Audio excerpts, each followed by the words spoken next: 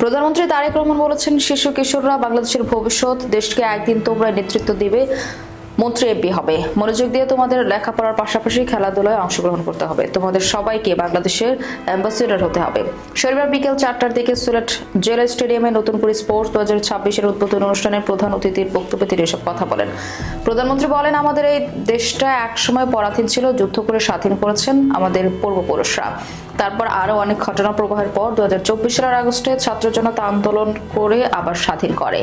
এছাড়া তোমাদের সবাইকে নিজেদের লক্ষ্য স্থির করে তা অর্জনের জন্য এগিয়ে যেতে হবে। আমরা সব ব্যবস্থা করে দেব।